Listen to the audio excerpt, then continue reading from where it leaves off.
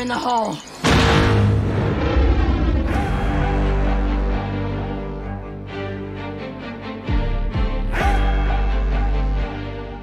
Welcome back, everyone. This will be my full Star Wars Book of Boba Fett Episode 4 video. Everyone press F to pay respects to the Sarlacc. There's a whole bunch of Easter eggs, so we'll break it all down. If you're brand new to the channel, I'm doing videos for all the episodes, so be sure to subscribe to get them. We're also doing a Disney Plus giveaway for memberships. All you have to do to enter is be a subscriber and just leave your favorite Easter egg from the episode on the video. A lot of really cool callbacks to Return of the Jedi, the original trilogy, and a lot of foreshadowing for, I think, some big Easter eggs and cameo scenes they're setting up for the last couple of episodes. But careful for spoilers if you haven't seen the episode yet, because we have to talk about everything. I'll just start at the beginning of the episode and we'll just work our way through scene by scene, talking about Easter eggs and WTF moments as we go along. Starting with the episode title, Chapter 4, The Gathering Storm, is just meant to be a reference to the coming war with the Pyke Syndicate and Boba Fett's war council that he has, his loose alliance of Jabba the Hutt's former capos. But the actual opening scene is another back-to-tank flashback, what seems like the last back-to-tank flashback we're getting, back to the events of what happened after he burned the bodies of his fellow Tusken Raider Tribe and just rode off on his bantha into the desert. They set up him taking back his ship, the Slave One, because at this point in the timeline, a couple years have gone by since Return of the Jedi. Like, he was in the Sarlacc for a good long while, then was with the Tuskens for what's implied like a year or two, couple years at least.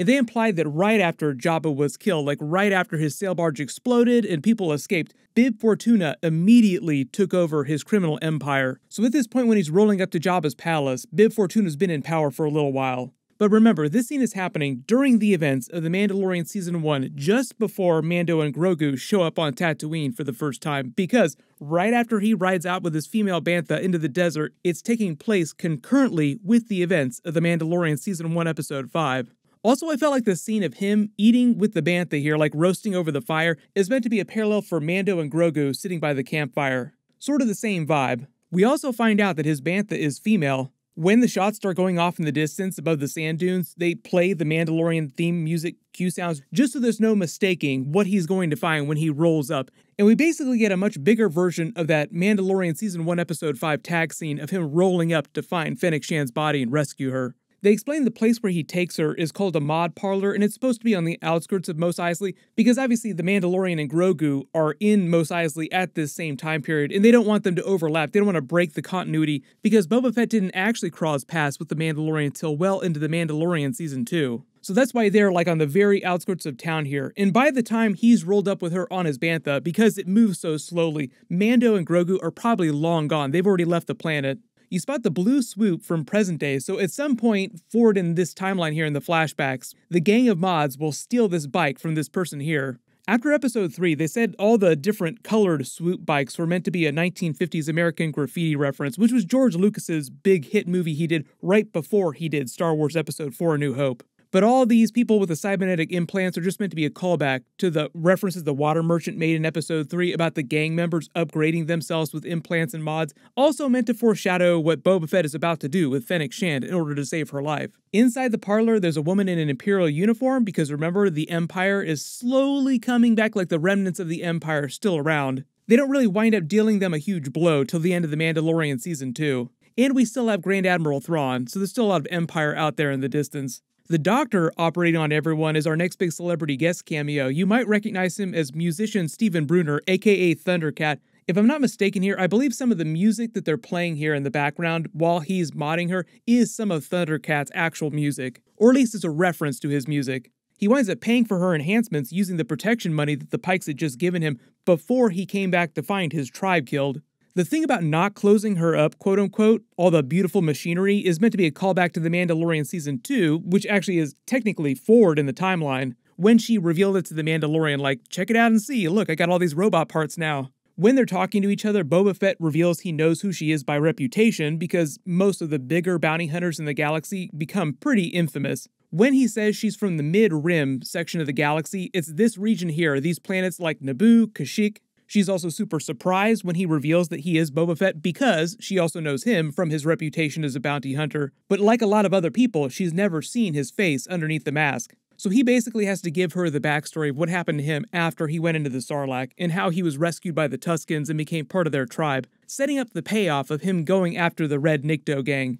And the Sarlacc itself. He implies he'd be able to get his ship back by himself from Jabba's palace if he had his armor, but this is obviously setting up The Mandalorian Season 2 when he does get the armor back. He's not wrong, but it's also meant to be a sly reference to Cobb Vanth, who right now, when they're having this conversation, is busy walking around in Boba Fett's armor, having bought it off the Jawas, who literally ripped it off his body because he was so weak. Really cool mini probe droid that Fennec Shand uses to survey the inside of Jabba's palace. They also use this as a clever way to show us a bunch of the other places inside Jabba's palace that we haven't been to before, because it's a huge structure. Like, you get a good sense for the scale at the end of the episode, but up to this episode, we've really only seen a couple of the major rooms. Boba Fett explains his grand plan for getting his ship back, then finding his armor, taking that back, and then killing Bib Fortuna to take Jabba's throne, because he doesn't want to work for any more crap bosses anymore.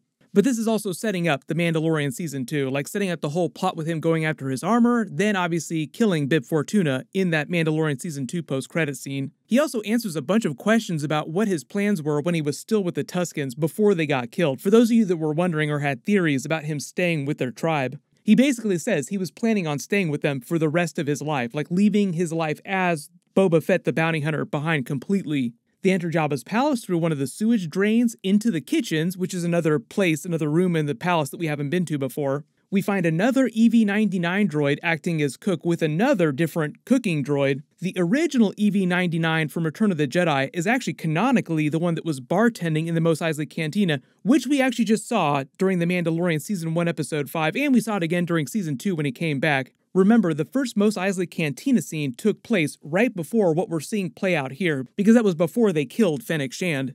Fun fact too, Mark Hamill actually played the voice of that EV-99 droid in the Cantina scene. He says he actually does a lot of uncredited voiceover roles in a ton of Star Wars productions since the original trilogy, so eventually someday someone is gonna have to do a supercut of all the Mark Hamill stealth cameos. They go full General Grievous versus Obi-Wan Kenobi here with the chef droid and all the knives.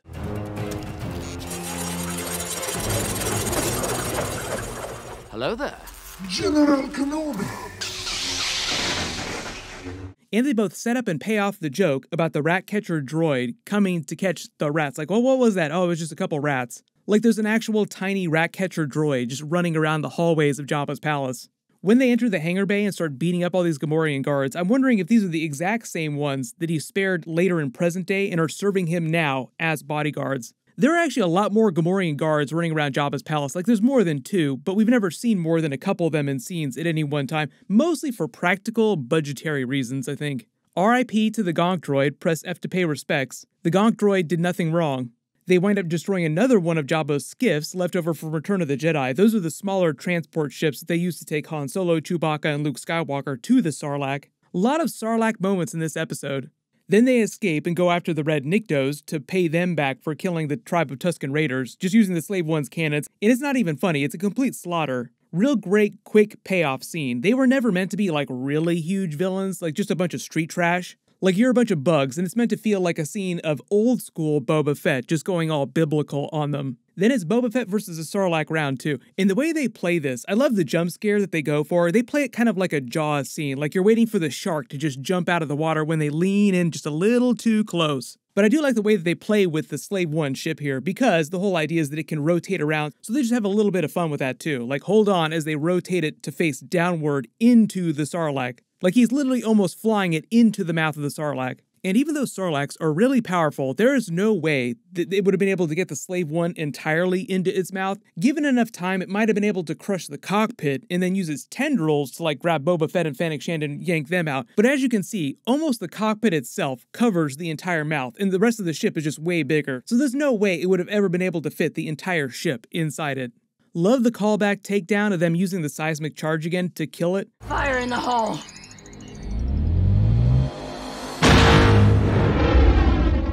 When they've used it in this series now, and then back during The Mandalorian Season 2, it's more of a callback to Attack of the Clones and the seismic charges during those scenes. But because we've already seen this forward in the timeline in The Mandalorian Season 2, you could also think of it as a callback to that as well. The other really cool reference to The Mandalorian Season 2 Episode 1 here that you may have picked up on when they kill this Sarlacc, or the Sarlacc from Return of the Jedi, is that during The Mandalorian Season 2 Episode 1, The krayt dragon that they all teamed up to take down had taken up home in an abandoned Sarlacc, and they implied it in that episode and kind of soft confirmed it in this episode that the pit was the actual Sarlacc pit from Return of the Jedi. And there's no more Sarlacc there because it was killed by Boba Fett in this episode earlier in the timeline, and then eventually the krayt dragon came along and ate its carcass and took up home in its former cave. I think the joke about not touching his buttons is meant to be more of a Mandalorian Grogu reference to all the times Mando kept having to tell Grogu to not press his buttons. Fennec Shand references the Bacta tank after he comes out looking for his actual armor inside the Sarlacc, because he's covered in more stomach acid, just literally burning the flesh right off of his body slowly. Also setting up all the Bacta tank scenes that happen in the future, even though we've been seeing them in previous episodes, the way they've been playing the timeline. When she says he's become weak since living with the Tuskens, this is meant to address all the people that have wondered about what's going on with Boba Fett's big personality change during the present day of the series. Like a version of Boba Fett that tells jokes, which seems kind of weird if you've only seen him during the original trilogy. He explains he has a much more efficient way for running a criminal empire where they all make way more money and there's way less senseless killing. It is just meant to be a reference to the principles that he learned, like the code that he took from the Tusken Raiders. Like he's going to run his new tribe the way that they ran their tribe. Then they actually flash forward to the Mandalorian Season 2 post-credit scene of him killing Bib Fortuna, because that was one of the next things on his list after taking the armor back, and finishing his healing process in the Bacta tank. So I think that's supposed to mean that this is the last time we'll see him have the Bacta tank flashbacks. When Fennec Shand references the Yuzum, that's the singing creature from Max Rebo's band in the Return of the Jedi Special Edition. Then they go back to the Mos Espa Cantina to try and recruit them one Black Krrsantan. If we've learned anything from Han Solo and Chewbacca, it always helps to have a giant Wookiee companion. Also kind of helps that Black Krrsantan is such a badass. Gonna need all the muscle he can get to go after the Pykes. The way they play this scene of Black Krrsantan versus the Trandoshans gambling and Madame Garso Flip talking him down makes it seem like he's pissed about what happened with the Hutts, like he didn't get paid on that job because he didn't complete the job. But also they kind of imply that the Trandoshan may have had something to do with his time as a slave in the fighting pits, and they're also making a reference to that scene from A New Hope with Chewbacca almost losing the game of Din Djarin to R2-D2. Han Solo's joke about how Wookiees rip people's arms out of their sockets when they lose games. It's because a droid don't pull people's arms out of their sockets when they lose.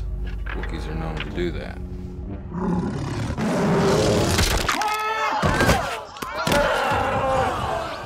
So maybe he lost a bunch of money at some of these games to the Trandoshans, because he then literally rips his arm right off. You could also think of that as a callback to the Mos Eisley Cantina scene where Obi-Wan Kenobi cut off Ponda Baba's arm. I do kind of love the funny way they play this too, like given the choice of free booze and gambling, like getting his bar tab paid off, or ripping off the Trandoshan's arm, he chose the arm ripping, like the money he gives the Twi'lek is meant to settle his bar tab. They also imply he's running low on funds, which sort of sets up him throwing in with Boba Fett, like, looks like you could use a job. Boba Fett needs his muscle, so it's a match made in heaven, and they have a very dark Han Solo Chewbacca vibe going on between them, because Black Krrsantan also still kind of owes Boba Fett for setting him free. I don't know if it's a life debt necessarily, so it's not exactly like Chewbacca and Han Solo, but it's meant to be a twist on that. Then they have their big War Council meeting back at Jabba's palace where Boba Fett tries to get all the different factions on Mos Espa on board with his plan for Jabba's empire in fighting the Pykes. It's the Trandoshans, the Aqualish, and the Klatooinians. And I love the way they have the meeting itself, like this giant dinner table is literally inside Jabba's throne room on top of the grate to the Rancor pit. Anytime you ever have a scene in Jabba's palace, anytime anybody gets near that grate, you're just waiting for them to get trapdoored. They pay off the joke later when the Klatooinian captain challenges Boba Fett, asking him, like, why shouldn't we just kill you on the spot? And the baby Rancor rattles the grate, starts yelling before Boba Fett feeds it under the table. Like a normal person would feed a dog food underneath the dinner table. Boba Fett is still learning to ride that baby Rancor. They might wait till episode 6 or even the finale episode 7 to pay that off. But because they're teasing the baby Rancor eating people in this scene, I think that they'll also pay that off in the finale when they have their giant battle with the Pykes. Like it'll be a giant battle in the finale like you would expect. But during that fight, Boba Fett will roll in, riding the baby Rancor, and the baby Rancor will eat itself a ton of Pykes. Robert Rodriguez comes back to cameo in the episode as the Doc Strassi character. He's the Trandoshan captain from episode 1. In the funny other cameo scene that you may have recognized if you watched all the credits, the Aqualish captain here, Garfalokwox, is being played by Barry Lowen, who is actually Pedro Pascal's stunt double as the Mandalorian on the Mandalorian series. A lot of the crews and the stunt people will show up on the different series because they typically film them one at a time. Like, they filmed the Book of Boba Fett episodes, and then after they were done with that, they tore down those sets and set up the Mandalorian Season 3, and they're filming that right now. Boba Fett explains to them how they'll earn way more money using his plan than by throwing in with the Pykes, but because they have a very Game of Thrones vibe going on here around the table, you're just waiting for one of these factions to betray them. The Lannisters send their regards.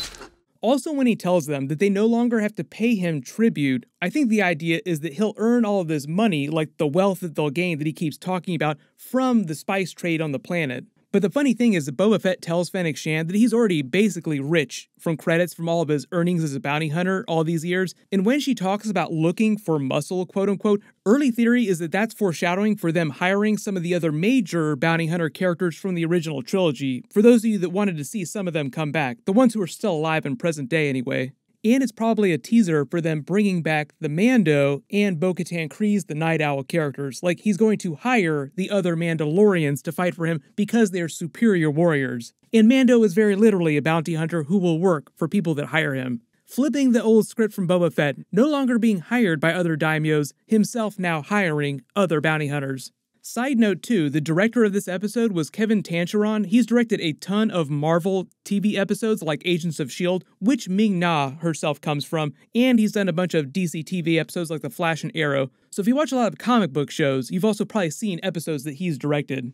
But if you spotted any other big Easter eggs in the episode that I didn't talk about during the video, just write them below in the comments. I believe the idea is they saved a lot of the budget for these last couple of episodes, so if you felt like episode 3 was kind of lackluster, I feel like this episode definitely made up for that, and it'll get progressively crazier and crazier up to the finale. Speaking of Star Wars too, Oscar Isaac is now a huge Marvel character. I just did a big Moon Knight trailer video. You can click here to watch that, and click here for all my Book of Boba Fett episode videos. Thank you so much for watching, everyone stay safe, and I'll see you guys in the next one.